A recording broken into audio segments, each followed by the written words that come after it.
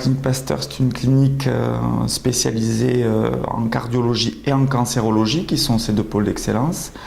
Une grosse clinique, voilà, de 500 lits environ, qui a la particularité d'appartenir à ces médecins. Donc la dynamique de l'établissement est essentiellement médicale. C'est le médical qui tracte le projet d'établissement. Et l'innovation et la recherche sont des valeurs, sont des motifs de dynamisation de l'établissement. La recherche en oncocardiologie ou en cardio-oncologie, c'est une recherche qui typiquement finalement est à l'image de ce que nous avons voulu développer dans cet établissement. C'est-à-dire essayer de mutualiser les forces. Et la cardiologie et l'oncologie sont des forces reconnues en termes de soins, mais aussi en termes de recherche clinique et d'excellence à la clinique Pasteur. Et on le sait, la plupart des chimiothérapies que l'on propose à nos patients ont des cardiotoxicités. Et l'idée était de peut-être proposer des stratégies, soit pour repérer ces cardiotoxicités, soit pour éviter leur progression en validant des approches de soins, des approches assez innovantes en termes de pharmacologie. Et puis troisièmement, c'était aussi de valoriser la force du nombre. J'insiste là-dessus, une façon très simple pour des établissements privés de valoriser leur recherche clinique, c'est de valoriser la qualité et la quantité de patients qu'ils voient. Et donc l'idée a été aussi peut-être de réfléchir à une approche de type observationnel, quelque chose autour d'un registre qui pourrait essayer de valoriser cette activité qui relie cardiologie et oncologie. Il y a des études qui se clôturent parce que le nombre de patients était suffisant pour avoir des réponses. Il y a des études qui sont en cours et il y a des études qui vont ouvrir. Donc on est toujours à la recherche d'avoir un certain nombre d'études disponibles, ouvertes, pour pouvoir faire rentrer les patients au moment où ils en ont besoin, dans différentes situations. Alors on parle de première, deuxième ligne, troisième ligne métastatique, quand les gens sont en rechute, ou même à la prise en charge première du cancer du sein, par exemple.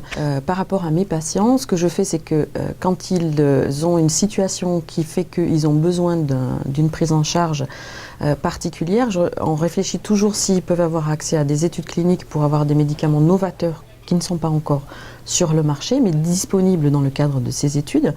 On fait ce qu'on appelle un screening pour vérifier qu'ils peuvent avoir accès à ces médicaments.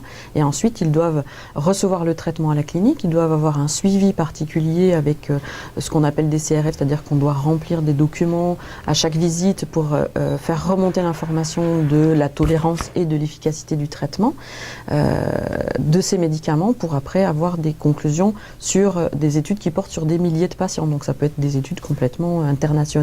Donc c'est quelque chose qui est toujours en mouvement et toujours accessible aux patients. Tout ceci est très rigoureux.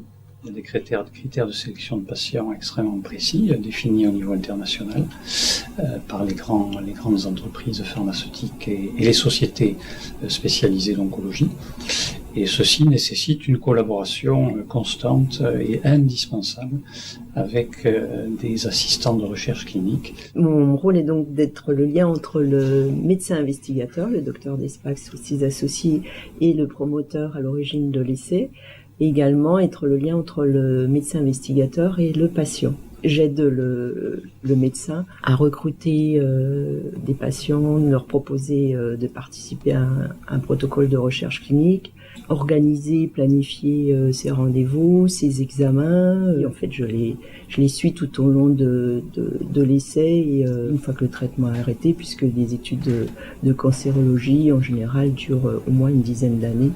Pour ce qui est du lien entre le promoteur et l'investigateur, donc je vais participer à la mise en place, la gestion de cette étude, la randomisation. Donc la randomisation, c'est l'attribution d'un traitement à un groupe de patients de façon aléatoire. Pour pouvoir développer des essais cliniques, il faut avoir des patients incluables. Donc il faut une grosse activité de spécialistes qui font le diagnostic des cancers et qui les opèrent. Donc ce qui est important à Pasteur, c'est que nous avons beaucoup d'équipes de chirurgie et que nous collaborons avec plusieurs cliniques environnantes qui s'occupent énormément de chirurgie des tumeurs du sein.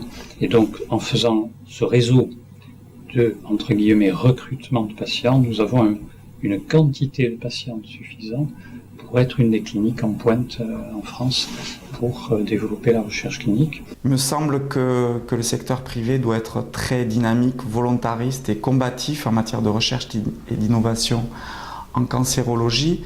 C'est le cas ici avec des logiques de coopération onco-cardio, onco-radiothérapie. Voilà, il faut vraiment essayer d'impulser ce type de démarche parce que c'est l'avenir de cette discipline dans le secteur privé qui est en jeu. Si on n'impulse pas une dynamique, on va dire, volontariste, combative en matière de recherche et d'innovation, on aura du mal dans le secteur privé à exister en cancérologie.